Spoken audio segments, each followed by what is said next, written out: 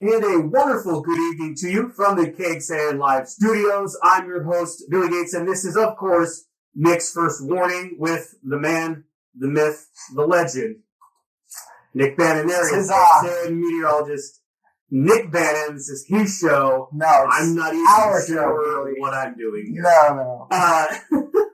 Okay, jokes aside, Nick, the Climate Prediction Center has released its February outlook, so we'll get to that in a second, but I know you wanted to go over the El Nino pattern that's here. So go ahead and take it away, sir. Well, we had talked about El Nino so long leading up to this winter because El Nino winters typically promise for more than normal rainfall here in Central Texas. That's thanks in large part to the extended Pacific jet stream, which drags storm systems through Southern California, Southern Arizona, New Mexico, and into Texas, keeping us in the storm track more frequently and bringing more storms and therefore more rain. Now, if you remember back in December, we had some rain. We had very average rainfall in December.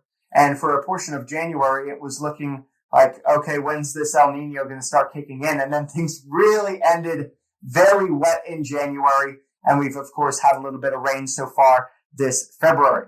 A typical El Nino winter gets about 9 1/3 inches of rain in Central Texas, or really in Austin, from December through January through February. Okay, so meteorological winter are those 3 months, not based on the sun, just we sort of split it for the whole months because it's easier to compare. A typical winter gets 7 1/4 inches of rainfall. What have we had so far?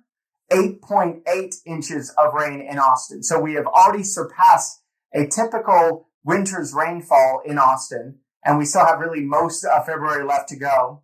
But if winter ended today, or we didn't get any more rain the rest of February, this would still be our 33rd wettest winter on record. And these records go back into the late 1800s. So Billy, we're doing really well from a winter perspective, only about half an inch to go to catch up to what is normally a typical El Nino winter. If you can say typical, they're all kind of different. But we're doing okay for winter rain so far. We could really use more in the hill country, but we've had decent amounts in the metro and our eastern counties. Mm-hmm. And that's interesting. You said we've already had that sort of wetter winter than usual. According to what the Climate Prediction Center is saying, it might get a little more wet? Yes, wetter weather is anticipated with pretty good confidence, in fact, by the Climate Prediction Center for February. This is not their first February forecast. It's basically their last one.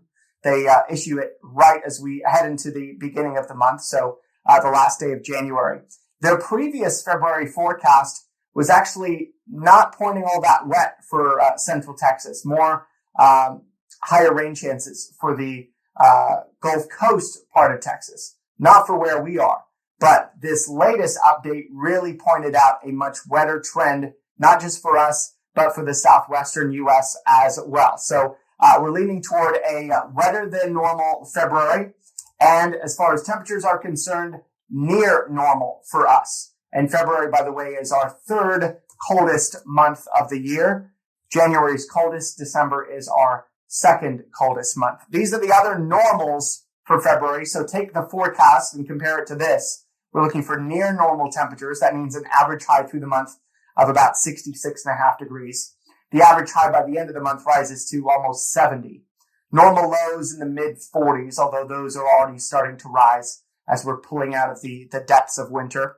It is usually our driest month. So wetter than normal in February does not actually mean super wet because the bar for normal is pretty low. It's under 2 inches of rainfall. But still, anything we can get above where we should be would be very beneficial. And it is actually, despite it being our third coldest month of the year, it's the only month in all of the year in Austin that averages some measurable snowfall, 0.2 of an inch of snow in an average February, Billy, although we're not seeing signs of that anytime soon for now. I was going to say, snow is a dirty word around here, man. Like pump the brakes with the S word there. Yeah. And I know some people on Facebook have commented, the last one we did, we talked about freezing temperatures and whatnot and things like that. And like it typically freezes a couple times in Austin, correct? Like just kind of like speaking on average. A couple right? more times, yeah. So February averages 2 more freezes,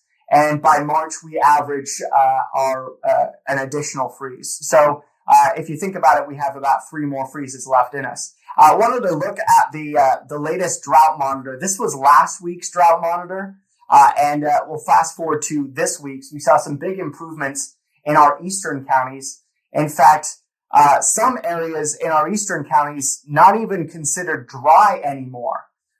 That's not even drought. That's not even dry is what I'm saying. So much of Fayette County, most of Lee County, most of Milam County, not even considered drier than normal. They've had, of course, a lot of beneficial rain over the last couple of weeks. But Billy, on KXAN.com right now, in the blog that we've put together for you yesterday, and it's still up there on the homepage today, I actually compare what the drought looked like back in middle to late September of last year. Mm-hmm. If you scroll that all the way to the right, you'll see what it looked like drought-wise last September. I mean, just widespread, extreme or exceptional drought throughout the entire area. And now the other side, we bring it back to current, and you see such huge benefits we've had since September of last year. There is still more work to be done. We still need more rain, especially in Gillespie, Blanco counties, and most of the metro, where we're still at a level 2 or 3 of a drought there. But it is telling that we have seen such big improvements from September to now. That is pretty neat, Nick. Now, something else you want to go over was kind of the drought outlook map that you've included on the blog there at KXAN.com. Can you kind of decode what this map tells us? Sure. This is the 3-month, or what the Climate Prediction Center calls their seasonal outlook for drought. Do they anticipate that the drought stays the same? Does it develop in areas that don't have a drought yet? Or does it start to get better? Or, the best thing, does it get removed entirely? For parts of Central Texas, it gets removed entirely. For the rest of us still dealing with drought, it improves by at least 1 category, but doesn't quite get removed. And that's going forward from February 1st through March, through the end of April. We've already had some improvements, and now we expect an additional at least 1 category improvement throughout the area. So we're no longer seeing worsening drought in the outlooks here. We're seeing sort of a continued climbing back away from the drought conditions that we've been dealing with for more than a year now. Well, I mean, that is good news. Obviously, we say this like every show, like we need rain. Like all this dry weather stuff has been just kind of wreaking havoc on basically, I mean, most people's way of life around here. Yeah. So.